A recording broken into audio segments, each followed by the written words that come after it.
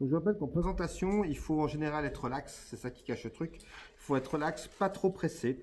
Alors moi, je vais le faire un peu plus vite, mais en général, il y a un petit texte d'accroche. Par exemple, voilà, est-ce que vous saviez que dans chaque famille de cartes, en fait, les cartes ont l'instinct grégaire, l'instinct de groupe. Il y a vraiment un chef. Donc en fait, ce qui va se passer, c'est que d'une façon générale, chez les dames, est-ce que vous arriviez par exemple à savoir qui est la patronne chez les dames? Personne répond non. Ben, c'est simple, voilà, pour oui. On a en fait, il y a un ordre. On a la moins importante, c'est la dame de trèfle, ensuite de carreau, ensuite de pique et de cœur. Et on la pose là, c'est la patronne de toutes les dames. Et on la pose là avec ses suivantes qui sont à l'envers. Est-ce que vous savez maintenant, par exemple, chez les As, qui est le patron? Ben, chez les As, le patron, c'est simple. On a l'As de trèfle, qui est le moins important, celui du cœur, celui du pique. C'est très méconnu, mais l'As de carreau, c'est le patron de tous les As. Donc maintenant, ce que je veux dire, c'est que on va faire un truc important, mais d'abord, je vais vous demander de couper pour plus tard si je suis un petit peu en forme. La personne coupe. Et votre coupe, je vais la garder là pour la garder pour tout à l'heure.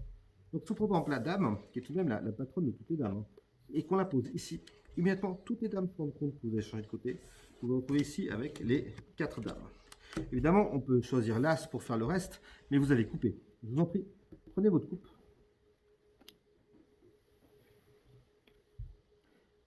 Excusez-moi, mais vous avez fait exprès de couper sur le 8 de pique?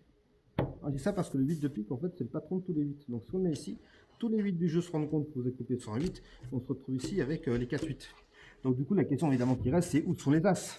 Alors, évidemment, avec cette question de où sont les As, je vous propose tout simplement qu'on utilise le pouvoir de l'As de carreau pour tout simplement retrouver les 4 As. Donc, on met ça à l'envers, on met l'As dans l'autre sens, on ferme et on égalise. Et du coup, immédiatement, tous les As se rendent compte que leur patron est à l'envers. Et c'est comme dans la vraie vie, il suffit de savoir qui est le patron.